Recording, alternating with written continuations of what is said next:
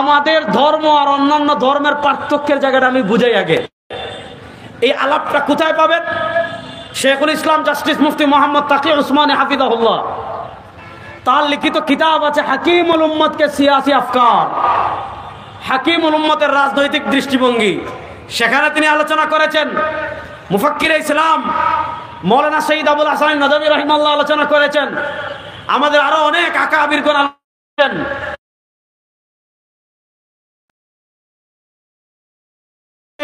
পৃথিবীর কেউ ধরতে না পারলেও আকাবির, আপনি সেকুলারিজম নিয়ে আমাদের আকাবিরে দেওবন্দে শক্ত খণ্ডন করেছেন এবং যে সহজ ভাষায় সেকুলারিজমকে জাতির সামনে তুলে ধরেছেন। শুনেন, তাকে উসমানী সাহেব লম্বা আলোচনা দিয়েছেন। আমাদের ধর্ম আর অন্যান্য ধর্মের পার্থক্যের জায়গাটা আমি বুঝাই, তাহলে আপনারা ধর্ম নিরপেক্ষতাকে এটা বুঝে ফেলবেন। যেমন আমরা হিন্দু ধর্ম, খ্রিস্ট ধর্ম আমরা দেখি, হিন্দু ধর্ম পূজা নির্ভর, খ্রিস্ট ধর্ম ক্রিসমাস ডে নির্ভর, বৌদ্ধ ধর্ম বৌদ্ধ পূর্ণিমা নির্ভর। ব্যাপারগুলো আমি বুঝাই। হিন্দু হতে হলে কি করতে হবে? যখন পূজার সময় আসবে আপনি মূর্তি বানাবেন, আপনি মুড়ে মুড়ে মূর্তি বানাবেন, মুড়ে মুড়ে না আফওয়ান, মন্দিরে মূর্তি বানাবেন। শুনেন, মূর্তি থাকবে মন্দিরে, মন্দিরে হিন্দুরা যত মূর্তি বানাক আমাদের আপত্তি নাই, তারা তাদের মতো ইবাদত করবে। কিন্তু 92% মুসলমানের দেশে রাস্তার মুড়ে মুড়ে আর কারো নেতার মূর্তি বানাতে দেওয়া হবে না। শুনেন, গত 15 বছর এই লেডি ফেরাউন, ভারতের 5টা গোলাম, এই স্বৈরাচারী লেডি ফেরাউন গত 15 বছরে রাষ্ট্রের মুড়ে মুড়ে মূর্তি বানানোর জন্য 4000 কোটি টাকা খরচ করেছে। নাউজুবিল্লাহ বলেন। তার বাপের টাকা দিয়ে, আমাদের রাষ্ট্রের টাকা দিয়ে, আমাদের ইবনে শাইখুল হাদিস আল্লামা মাহমুদুল হক হাফিজাহুল্লাহ সহ আমাদের উলামায়ে কেরাম বলেছিলেন, রাস্তার মুড়ে মুড়ে মূর্তি বানাবেন না, রাস্তার মুড়ে মুড়ে মূর্তি বানাবেন না। ক্ষমতা গেলে মূর্তি একটাও থাকবে না, মানুষ সব ডাস্টবিনে বসিয়ে দিবে। আলেমদের কথা শুনেন নাই? 3 বছর আলেমদেরকে জেলে রেখেছেন, বন্দী করেছেন, মানুষের সামনে অপদস্থ করতে চেয়েছেন। আজকে 3 বছর পর দেখেন আলেমরা মাথা উঁচু করে দাঁড়িয়েছে, আপনারা ভারতে পালিয়ে গিয়েছেন।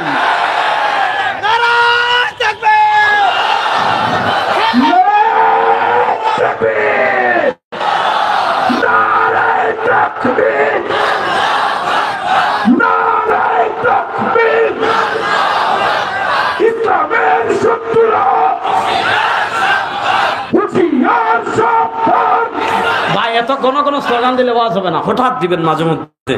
ভালো করে বুঝেন, হিন্দু ধর্ম হলো পূজা নির্ভর। খুব মনোযোগ দিয়ে যুবকরা এই পয়েন্টটা বুঝবেন। আজকে ধর্ম নিরপেক্ষতা আমাদের মাথায় কিভাবে ঢুকিয়েছে বুঝেন, ভালো করে বুঝেন। হিন্দু ধর্ম হলো পূজা নির্ভর, অর্থাৎ আপনি যখন পূজার সময় আসবে মূর্তি বানাবেন, মূর্তি বানানোর পর 3-4 দিন নাচ গান করবেন, 3-4 দিন নাচ গান করবেন, প্রসাদ বানাবেন, খাবেন। 3-4 দিন পর মূর্তি ট্রাকে তুলবেন, নাচ গান করে করে করে করে করে করে আপনি মূর্তি নদীতে ফেলে দিবেন। বাস, আপনি হিন্দু। এখন প্রশ্ন হলো, সে হাঁটবে কিভাবে? তার ধর্ম মাথা গামায় না, তুই যেভাবে মন চায় হাঁট। সে খাবে কিভাবে? তার ধর্ম মাথা গামায় না, সে যেভাবে মন চায় খাবে। সে ঘুমাবে কিভাবে? তার ধর্ম মাথা কামায় না, সে যেভাবে মন চায় ঘুমাবে। সে বাথরুমে যাবে কিভাবে, বের হবে কিভাবে? তার ধর্ম মাথা কামায় না, যেভাবে মন চায় যাবে, যেভাবে মন চায় বের হবে।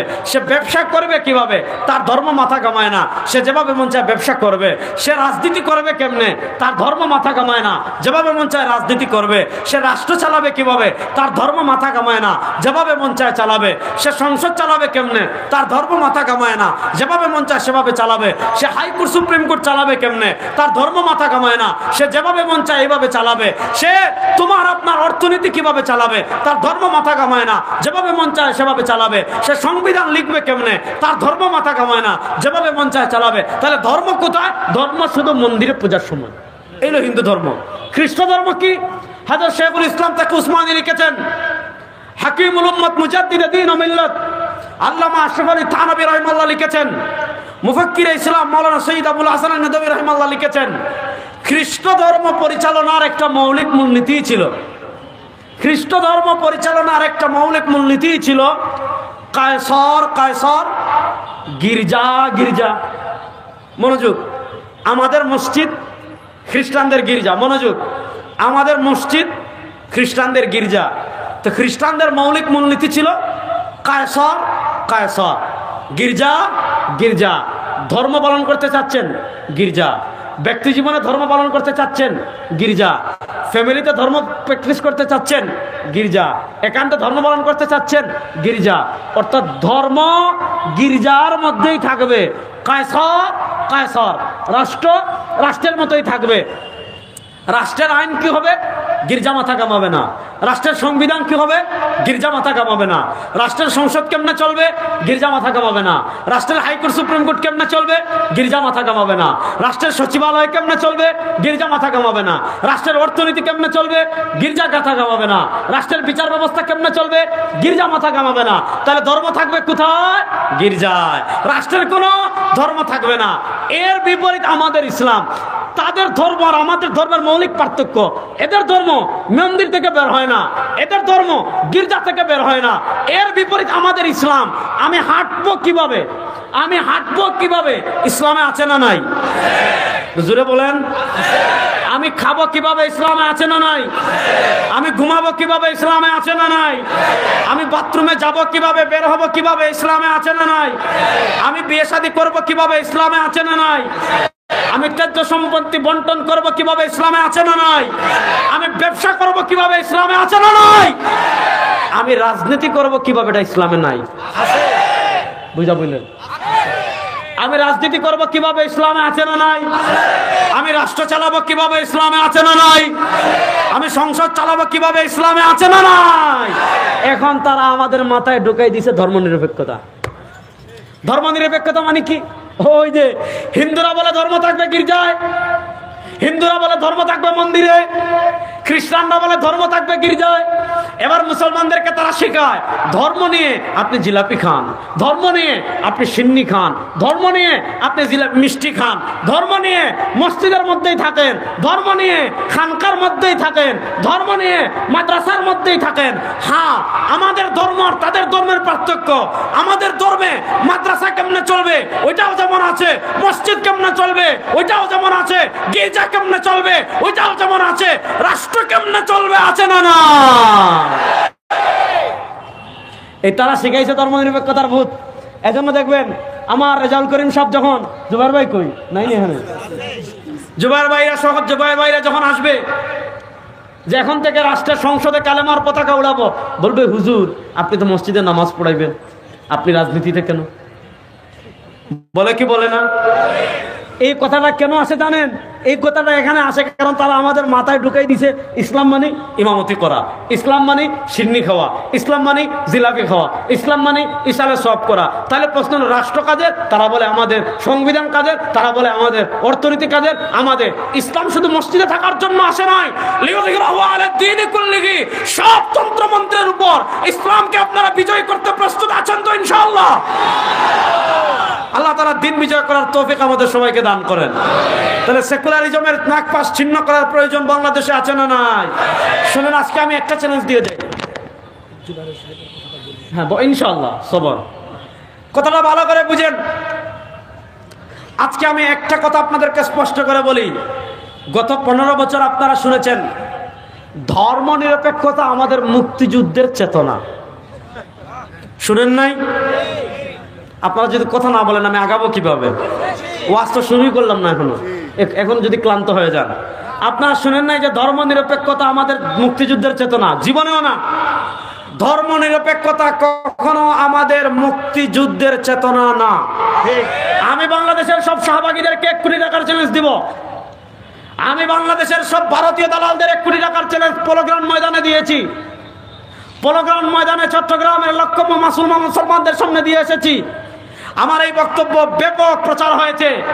আমি বলেছিলাম আমাদের মুক্তিযুদ্ধ শুরু হয়েছে 1971 সালের 26শে মার্চ, ঠিক না ঠিক? আর বিজয় দিবস 16 ডিসেম্বর। শুনেন, মুক্তিযুদ্ধ শুরু হয়েছে 26শে মার্চ, আর 10ই এপ্রিল অর্থাৎ মুক্তিযুদ্ধ শুরুর মাত্র 14 দিন পরে একটা অস্থায়ী সরকার গঠন হয়েছিল। যে অস্থায়ী সরকারের নাম গঠন হয়েছিল চুয়াডাঙ্গার মেহেরপুরে, যে অস্থায়ী সরকারের নাম ছিল মুজিবনগর সরকার। এই মুজিবনগর সরকার 1971-এর 10ই এপ্রিল অর্থাৎ মুক্তিযুদ্ধ শুরুর মাত্র 14 দিন পরে স্বাধীনতার ঘোষণাপত্র পাঠ করেছিল। সেই স্বাধীনতার ঘোষণাপত্র অর্থাৎ মুক্তিযুদ্ধ যখন শুরু হয়েছে, মুক্তিযুদ্ধ শুরুর 14 দিন পরে যখন স্বাধীনতার ঘোষণাপত্র পাঠ করেছে, তখন সেই ঘোষণাপত্রে বলেছে আমরা মুক্তিযুদ্ধ করছি, দেশকে স্বাধীনতার ডাক দিচ্ছি। তিনটা চেতনাকে সামনে রেখে, একটা হলো সাম্য, আরেকটা হলো মানবিক মর্যাদা, আরেকটা হলো সামাজিক সুবিচার। আপনি বাংলাদেশের সংসদ বিষয়ক মুক্তিযুদ্ধের যে ওয়েবসাইট আছে, এখনো আছে, আপনি ওখানে সার্চ দিবেন স্বাধীনতার ঘোষণাপত্র, দিলেই ওটা চলে আসবে। যখন স্বাধীনতা যুদ্ধ শুরু হয়েছে 14 দিন পরে সারা জাতির সামনে তারা ঘোষণা দিয়েছে মুক্তিযুদ্ধের চেতনা তিনটা, একটা হলো সাম্য, আরেকটা হলো মানবিক মর্যাদা, আরেকটা হলো সামাজিক সুবিচার। এই তিনটা মূলনীতিকে রেখে স্বাধীনতা যুদ্ধ হলো 26শে মার্চ থেকে 16 ডিসেম্বর পর্যন্ত 9 মাস যুদ্ধ হলো। 16 ডিসেম্বর আমরা স্বাধীন হলাম। 16 ডিসেম্বর পর্যন্ত যখন যুদ্ধ চলে, তখন মুক্তিযুদ্ধের চেতনা ছিল তিনটা: সাম্য, মানবিক মর্যাদা, সামাজিক ন্যায় বিচার। যুদ্ধ শেষ হলো, আর 72 সালে আমাদের সংবিধান লেখা হয়েছে ভারতে। মিতা কোথায়? ভারতে। বলেন কোথায়? এই ভারতে যে সংবিধান লেখা হয়েছে, ওই সংবিধান আমরা মানি না। না ঠিক আর আসতে বলেন, আপনারা ঠিক বললেও ঠিক, না বললেও ঠিক। ভারতের সংবিধান আমরা মানি। তো মুক্তিযুদ্ধ যখন চলে, তখন বলে সাম্য, মানবিক মর্যাদা, সামাজিক সুবিচার। আর মুক্তিযুদ্ধের 1 বছর পর সংবিধান লিখেছে ভারতে, ওখানে লিখেছে আমাদের মুক্তিযুদ্ধের চেতনা ধর্ম নিরপেক্ষতা। তোমার বাপের মাথা। ওই ধর্ম নিরপেক্ষতা বাংলাদেশে আর চলবে না। ওই ধর্ম নিরপেক্ষতাকে কবর দিয়ে ইসলামকে প্রতিষ্ঠা করার জন্য প্রস্তুত আছেন না? ওই ধর্ম নিরপেক্ষতার মূলে আমাদের মাথা 52 বছরে ঢুকাইছে। এই জন্য আমরা মনে করি ইসলাম শুধু ঘরে। ধর্ম নিরপেক্ষতা মানি আপনি ইসলাম নিজের মধ্যে রাখেন, ধর্ম নিরপেক্ষতা মানি আপনি ইসলাম মসজিদে রাখেন, ধর্ম নিরপেক্ষতা মানি আপনি ইসলাম জিলাপির প্যাকেটে রাখেন, ধর্ম নিরপেক্ষতা মানি ইসলাম আপনি সিন্নির ডেকে রাখেন। না, সংসদে ইসলামের পতাকা উড়ানোর প্রয়োজন আছে না নাই? ইনশাল্লাহ বলেন আরে মুসলমান। সুতরাং আমরা এবার চূড়ান্ত বিপ্লবের জন্য প্রস্তুত আছি তো ইনশাল্লাহ? আল্লাহ তাআলা আমাদেরকে এক এবং নেক করুন। সবাই বলেন আলহামদুলিল্লাহ, ইনশাআল্লাহ। সবাই বলেন আল্লাহুম্মা আমিন। তাহলে আসেন, আলোচনা গিয়েছে ওইদিকে, যেই জায়গা থেকে গিয়েছিল। বলেছিলাম জান্নাতি দলের প্রতীক দুইটা, একটা হলো নবী, আরেকটা হলো সাহাবী। এখন নামাজে আল্লাহর নবী কোথায় হাত বাঁধছেন দেখেছেন কারা? সাহাবারা। আচ্ছা, এখন কেউ যদি বলে না সাহাবা একরাম দেখেননি, আমার অমুক শায়েখ তার থেকে বেশি দেখেছেন, অমুক শায়েখ তার থেকে বেশি দেখেছেন, অমুক শায়েখ তার থেকে বেশি দেখেছেন, তার সাথে তর্ক করবেন না টাকা দিয়ে বলবেন তুমি পাবনা গিয়ে মাথার চিকিৎসা করে আসো? আজকে আমাদের দেশে মনোযোগ দিয়ে বুঝেন, যুবকরা বুঝেন, আজকে আমাদের দেশে নামাজ নিয়ে এত দ্বন্দ্ব কেন? এই দ্বন্দ্বের মূল কারণ হলো আমরা বলি আল্লাহ নবীর সহি নামাজ জানতে হলে মাধ্যম সাহাবী। বলেন আল্লাহ নবীর সহি নামাজ জানতে হলে মাধ্যম সাহাবী। আরো সহজ করে আমি মাসালাটা বুঝাই, তাহলে বুঝবেন। একটা প্রশ্ন করি, উত্তর দিয়ে। এই মুহূর্তে এই গুরে শহীদ মাঠে কেউ যদি কালেমা পড়ে মুসলমান হয়, আজকে এশার নামাজ পড়া তার জন্য ফরজ কি ফরজ না? জুড়ে বলেন, আজকে এশার নামাজ পড়া তার জন্য ফরজ কি ফরজ না? এই মুহূর্তে এখানে যদি কেউ প্রাপ্তবয়স্ক হয়, আগে নাবালেগ ছিল, আজকে সে প্রাপ্তবয়স্ক হয়ে গিয়েছে, এখন যদি সে প্রাপ্তবয়স্ক হয়, আজকে এশার নামাজ পড়া তার জন্য ফরজ কি ফরজ না? ধরেন সে আগে ইসলাম সম্পর্কে কিচ্ছু জানতো না, নামাজ সম্পর্কে সে কিছুই জানে না, আজকে সে কালেমা পড়ে মুসলমান হয়েছে। আজকে কালেমা পড়ে সে যখন মুসলমান হয়েছে, আপনি তাকে বললেন খবরদার, কোনো ব্যক্তিকে ফলো করা যাবে না, কোনো আলেমকে ফলো করা যাবে না, কোনো শায়েখকে ফলো করা যাবে না, কোনো মুজতাহিদ ইমামকে ফলো করা যাবে না, কোনো ইমামকে মানা যাবে না, আমাদেরকে সরাসরি মানতে হবে কোরআন এবং সুন্নাহ। এর বাহিরে কোনো ব্যক্তির মতামতকে মানা যাবে না, কোনো ব্যক্তিকে ফলো করা যাবে না। কত সুন্দর কথা। এবার বললো ভাইয়া আমি নামাজ পড়বো কেমনে? তাকে বললেন খবরদার কোনো ব্যক্তিকে না ফলো করা যাবে না। এই নাও বুখারী শরীফ, এই নাও মুসলিম শরীফ, এই নাও তিরমিজি শরীফ, এই নাও আবু দাউদ শরীফ, এই নাও নাসাই শরীফ, এই নাও ইবনে মাজাহ শরীফ, এই নাও মুওয়াত্তা মালিক, এই নাও মুওয়াত্তা মুহাম্মদ, এই নাও শরহ মানিল আসার, এই নাও ইমাম আবু হানিফার কিতাবুল আসার, এই নাও ইমাম আবু ইউসুফের কিতাবুর রাদ আলা সিরাল আউজাঈ, এই নাও ইমাম মুহাম্মদের কিতাবুল হুজ্জা আলা আহলিল মদিনা, এই নাও ইমাম আহমদ ইবনে হাম্বলের মুসনাদ আহমদ, এই নাও ইমাম বাজ্জারের মুসনাদ বাজ্জার, এই নাও ইমাম আবু দাউদ তায়ালিসির মুসনাদ আবু দাউদ তায়ালিসি, এই নাও ইমাম আবু ইয়ালা আল মাওসিলির মুসনাদ আবু ইয়ালা আল মাওসিলি, এই নাও মুসনাদ আল হারিসি, এই নাও মুসনাদ খাওয়ারিজমি, এই নাও মুসনাদ ইমাম আশ-শাফি, এই নাও মুসান্নাফ ইবনে আবি শায়বা, এই নাও মুসান্নাফ আব্দুর রাজ্জাক, এই নাও আসনানুল কুবরা লিল বাইহাকি, এই নাও আসনানুল কুবরা লিন নাসাই, এই নাও আল মুজামুল কাবীর লিত তাবরানি, এই নাও আল মুজামুল আওসাত লিত তাবরানি, এই নাও হাসামির মাজমু আস যাওয়াইদ, এই নাও বুখারীর তারিখুল কবির। খবরদার কোনো ব্যক্তিকে ফলো করা যাবে না। এই 30-40টা কিতাবের আমি নাম বললাম, আপনি এই 30-40টা কিতাব পড়ে কিভাবে নামাজ পড়বেন শিখে ফেলেন। পারবেনি? না। জোরে বলেন পারবেনি? কেন পারবে না? ভালো করে বুঝেন। সে হাদিস পড়বে, এক হাদিসে পাবে রুকুর কথা, আরেক হাদিসে পাবে সিজদার কথা, আরেক হাদিসে পাবে সানার কথা, আরেক হাদিসে পাবে দুরূদ শরীফের কথা, আরেক হাদিসে পাবে তাসবির কথা, আরেক হাদিসে পাবে তাশাহুদের কথা, আরেক হাদিসে পাবে ফাতিহার কথা, আরেক হাদিসে পাবে সামি আল্লাহু লিমান হামিদার কথা, আরেক হাদিসে পাবে রব্বানা লাকাল হামদের কথা। প্রশ্ন হলো দুরূদ লাগাবে কোথায়? সামি আল্লাহ লাগাবে কোথায়? রব্বানা লাকাল হামদ লাগাবে কোথায়? সূরা ফাতিহা লাগাবে কোথায়? কিরাত লাগাবে কোথায়? রুকু লাগাবে কোথায়? সিজদা লাগাবে কোথায়? এই যে নামাজের স্ট্রাকচার, এই যে আল্লাহু আকবার বলে আপনি নামাজ শুরু করেছেন, আসসালামু আলাইকুম ওয়া রাহমাতুল্লাহ বলে আপনি নামাজ শেষ করেছেন, এই যে পুরো নামাজের বডি, এই যে পুরো নামাজের স্ট্রাকচার, এই যে পুরো নামাজের শরীর, এই যে আল্লাহু আকবার থেকে আসসালামু আলাইকুম ওয়া রাহমাতুল্লাহ, এই পুরো নামাজের বডি, এই পুরো নামাজের স্ট্রাকচার আপনি 30-40টা কিতাব পড়েও দাঁড় করাতে পারবেন না। তাহলে প্রশ্ন হলো নামাজের স্ট্রাকচারটা আমাদের কাছে আসছে কিভাবে? সরওয়ার দু আলম বলেছেন সাল্লু কামা রাআইতুমুনি মুসাল্লি। দেখে দেখে আসছে। নবীর নামাজ দেখেছেন সাহাবীরা, সাহাবীর নামাজ দেখেছেন তাবেঈরা, তাবেঈর নামাজ দেখেছেন তবে তাবেঈরা, তবে তাবেঈর নামাজ দেখেছেন আইম্মা মুজতাহিদিনরা, আইম্মা মুজতাহিদের নামাজ দেখেছেন সালাফের ইমামগণ, সালাফের নামাজ দেখেছেন খালাফের ইমামগণ। এইভাবে 1400 বছর থেকে আল্লাহ নবী যেভাবে নামাজ পড়েছেন, দেখে দেখে ওই নামাজ আমাদের পর্যন্ত আসছে কিনা? তাহলে বলেন নবীর নামাজ দেখেছেন কারা? আর আসতে বলেন, আরো জোরে বলেন। তাহলে নবী করিম সাল্লাল্লাহু আলাইহি ওয়াসাল্লামের আমল জানতে হলে মাধ্যম কারা? আমাদের দেশে যারা আমাদের নামাজের দলিল পায় না, আমি সব জায়গায় বলি সমস্যা চশমা। আপনি যদি ইসরায়েলের চশমা দিয়ে আমাদের দলিল খুঁজেন, আপনি যদি সৌদি আরবের রিয়ালের চশমা দিয়ে আমাদের দলিল খুঁজেন, একটাও পাবেন না। কিন্তু আপনি যদি সাহাবা একরামের চশমা লাগান, সব আমলের দলিল পাবেন ইনশাআল্লাহ। আমি দুটা উদাহরণ দিই, তারপর অনেক কথা সামনে আছে, দুটা উদাহরণ দিই বুঝেন। একটা তারাবি নিয়ে বলবো, একটা জুমা নিয়ে বলবো, ভালো করে বুঝেন, পরে বলতেছি দাঁড়ান।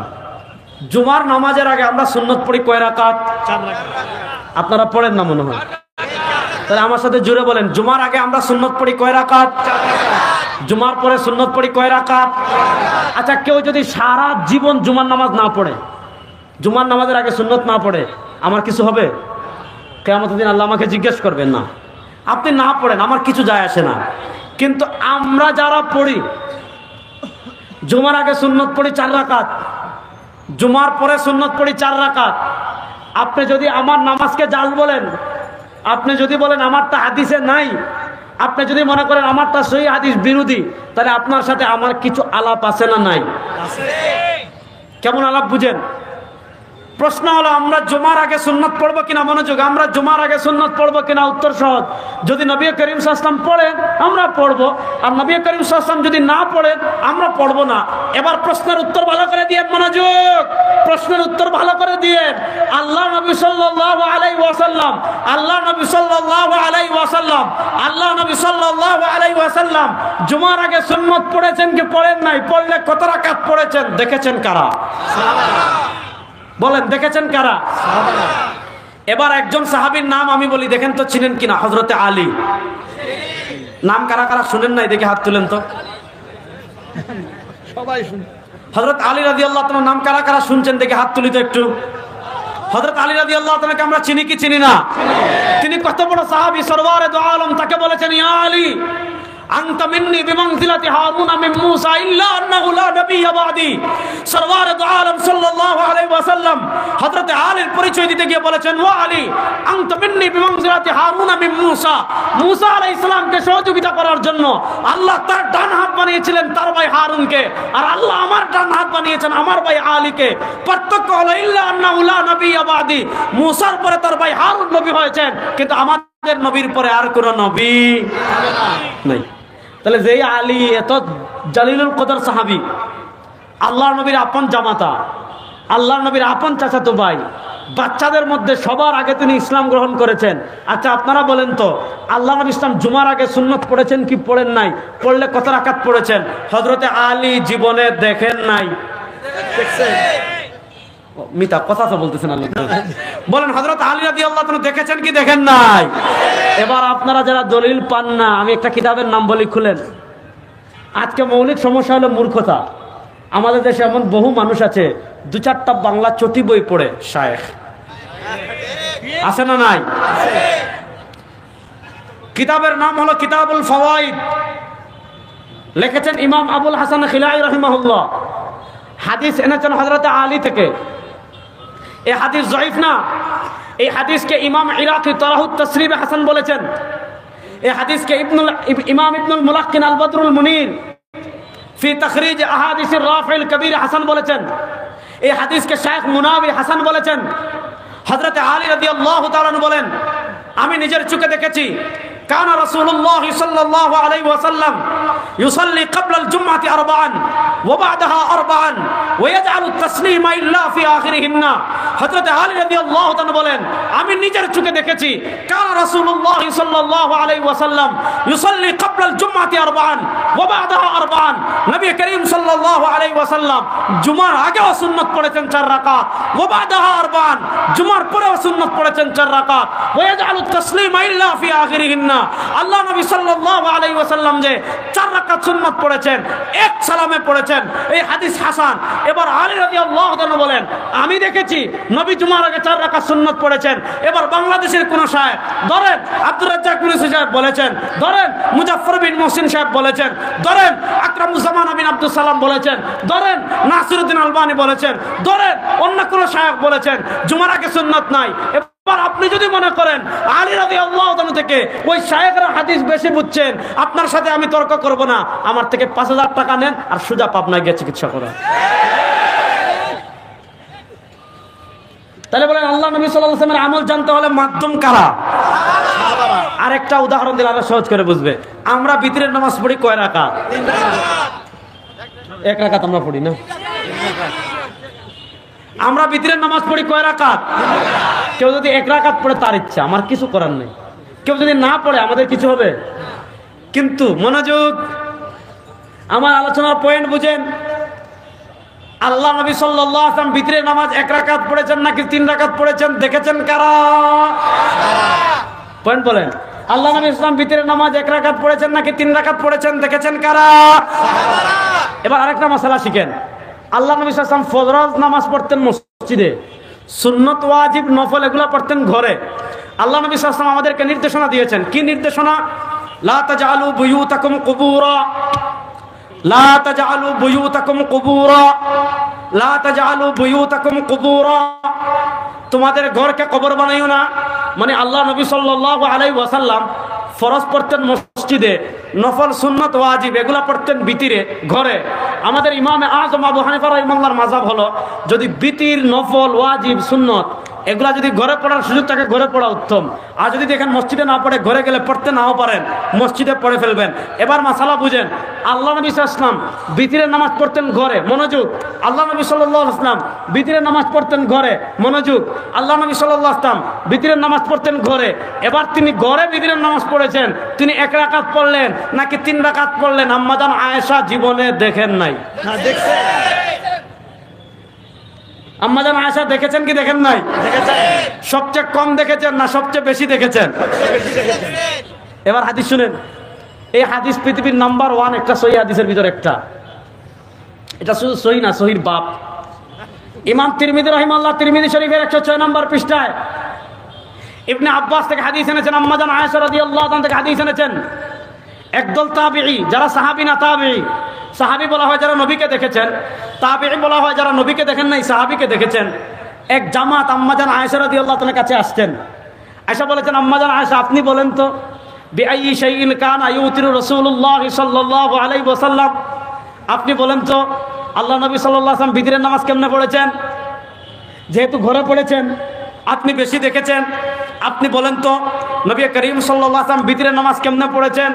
আম্মা জান আয়েশা রাদিয়াল্লাহু তাআলা জবাব দিচ্ছেন, কানা রাসূলুল্লাহ সাল্লাল্লাহু আলাইহি ওয়াসাল্লাম ইয়াকরাউ ফির রাকআতিল উলা মিনাল বিতরি বিসাব্বিহ ইসমা রাব্বিকাল আ'লা ওয়া ফির রাকআতিস সানিয়াতি বিকুল ইয়া আইয়ুহাল কাফিরুন ওয়া ফির রাকআতিস সালিসাতি বিকুল হুয়াল্লাহু আহাদ ওয়াল মুআওয়াযাতাইন। আম্মা জান আয়েশা রাদিয়াল্লাহু তাআলা জবাব দিচ্ছেন, আল্লাহ নবী ইসলাম বিতরের নামাজ কেমনে পড়েছেন জানো?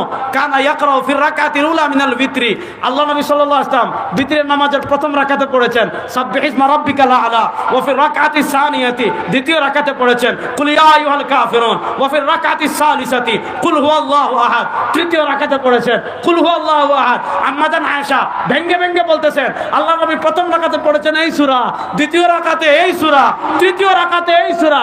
মনোযোগ, প্রথম রাকাতে এই সূরা, দ্বিতীয় রাকাতে এই সূরা, তৃতীয় রাকাতে এই সূরা। বিতরের নামাজ এক রাকাত, তিন রাকাত। আবার বুঝেন, আম্মা জান আয়েশা রাদিয়াল্লাহু তাআলা ভেঙ্গে ভেঙ্গে বলতেছেন, প্রথম রাকাতে এই সূরা, দ্বিতীয় রাকাতে এই সূরা, তৃতীয় রাকাতে এই সূরা, 1 2 3 1। তাহলে আমরা বিতরের নামাজ কয় রাকাত পড়বো ইনশাআল্লাহ?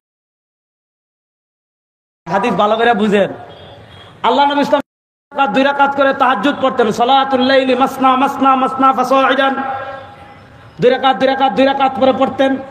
যখন সুবহ সাদিকের সময় হয়ে যেত তারা বিরাকা, আগ থেকে তো 2 2 আছে, 2 এর সাথে বিদির 1 করতেন, 2 এর সাথে মিললে 2 আর 1 1, 2 আর 1 3, 2 আর 1 কত? 3। তাহলে আম্মা জান আয়েশা বলতেছেন এইভাবে, তাহলে আমরা 3 রাকাত বিতির পড়বো তো ইনশাআল্লাহ? ইনশাআল্লাহ। এবার তারাবি সম্পর্কে সংক্ষিপ্ত ইশারা দেই, লম্বা আলোচনা করব না। আল্লাহ নবী তারাবির নামাজ পড়ছেন নি জীবনে? পড়ছেন না? কই শুনছেন? আল্লাহ নবী সাল্লাল্লাহু আলাইহি ওয়াসাল্লাম তারাবির নামাজ পড়ছেন নি? পড়ছেন। জুড়ে বলেন, তারাবির নামাজ পড়ছেন নি?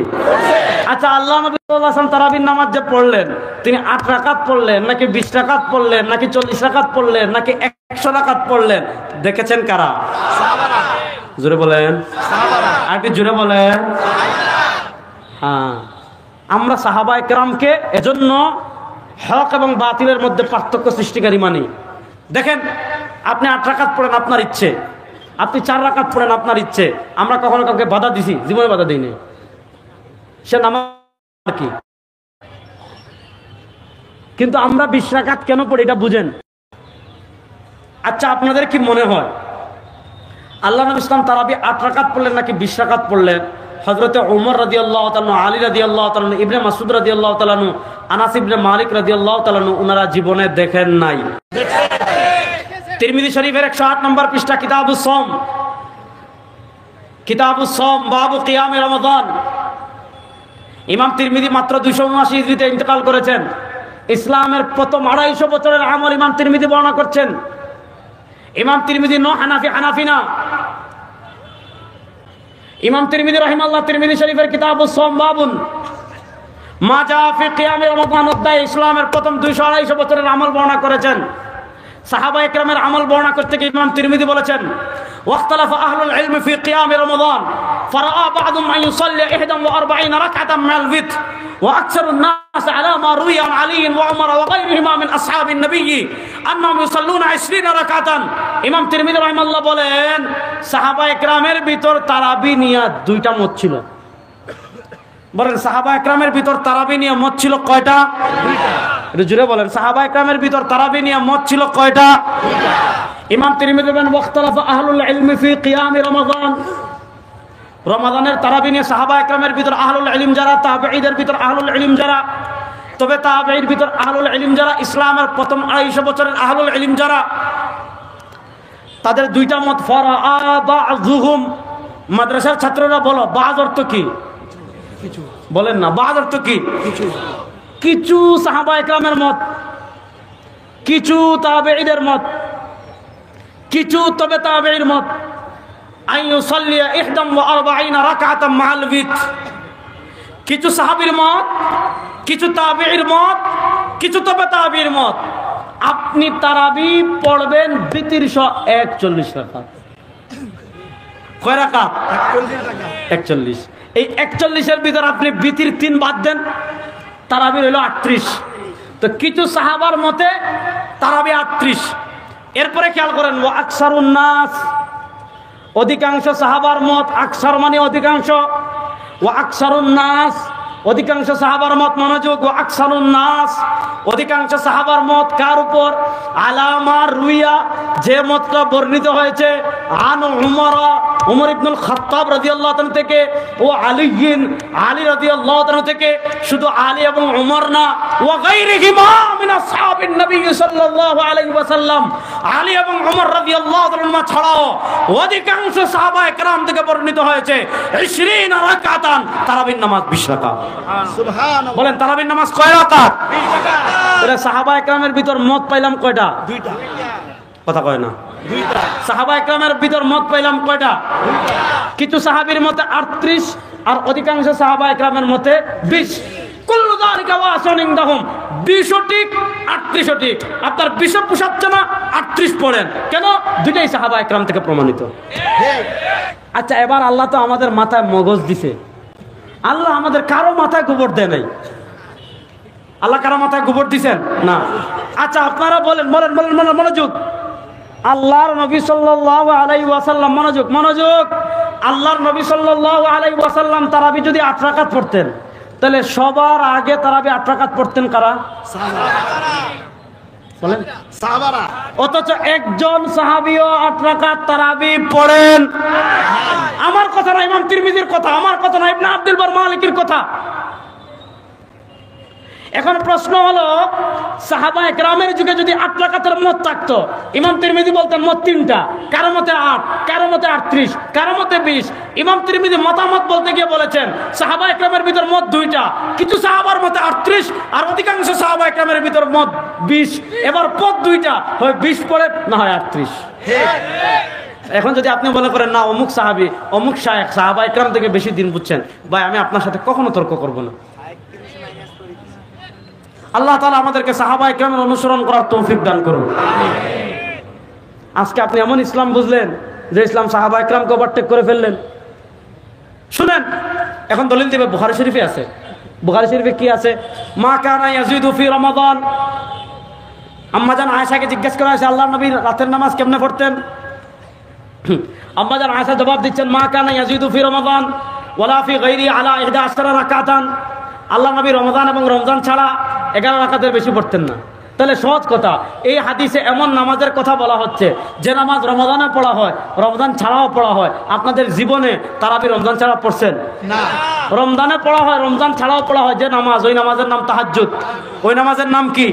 তাহাজ্জুদ। এই হাদিসে 11 রাকাতের, পরের হাদিসে 13 রাকাতের কথা আছে। তাহলে 13 রাকাত বাদ দিলে তারাবি হয় 10 রাকাত, 3 রাকাত দিয়ে বাদ দিলে। এরপরে আল্লাহ নবী ইউসাল্লি আরবাআন ফালা, আল্লাহ নবী এই 8 রাকাত কেমনে পড়েছেন শুনেন। ইমাম ইবনে আব্দুল বার মালিকি বলেছেন আল্লাহ নবী 4 রাকাত পড়তেন, এরপর কিছুক্ষণ ঘুমাতেন, এরপর আবার উঠতেন, আবার 4 রাকাত পড়তেন, আবার ঘুমাতেন, এরপর উঠে বিতির পড়তেন। আপনি তারাবির মধ্যখানে কখনো ঘুমাইছেন? হ্যাঁ। তাহলে বোঝা গেল এই হাদিসে তারাবির কথা বলা হয়েছে না তাহাজ্জুদের কথা। এখন তারা আরেকটা সিস্টেম বের করছে, কয় যেটা রমজানে 11 মাস তাহাজ্জুদ, ওইটা রমজানে তারাবি।